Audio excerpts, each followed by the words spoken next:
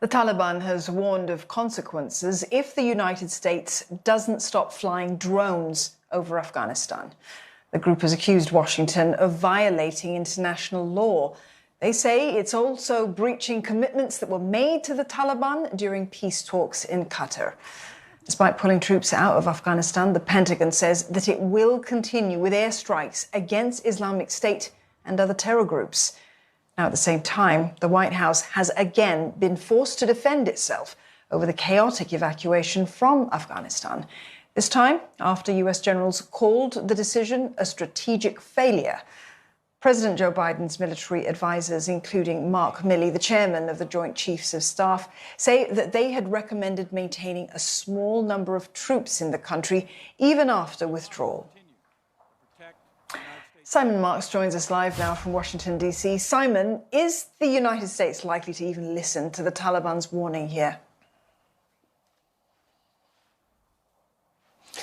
Well, the United States is going to find itself in a difficult position, isn't it, Dawn? It has to decide, first of all, whether officially to recognise the Taliban as the government of Afghanistan. Clearly, the Taliban is indicating that this over-the-horizon military strategy, as President Biden has defined it, classic counter-terrorism strategies that rely on the use of drones, even when the United States kills innocent civilians, as it did near Kabul airport at the end of last month. I mean, that use of drones by the United States is absolutely central to the future of America's foreign policy strategy towards Afghanistan. But were the United States to recognise the Taliban as the sovereign government of Afghanistan, at that point, there would have to be some kind of negotiation and diplomatic engagement because otherwise the Taliban will increasingly be vocal about saying US military assaults are not welcome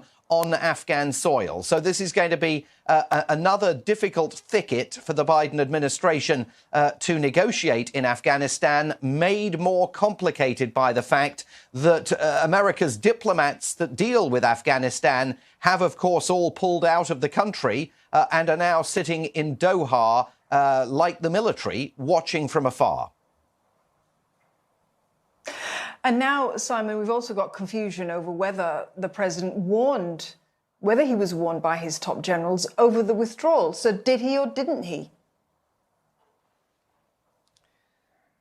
Well, it seems pretty clear from the testimony that the top commanders, including his Defense Secretary Lloyd Austin, the head of US Central Command, and also General Mark Milley, the chairman of the Joint Chiefs of Staff, gave here yesterday that President Biden was in a meeting where at least some of those military figures were saying they believed the withdrawal was a mistake and they favoured keeping 2,500 troops in Afghanistan.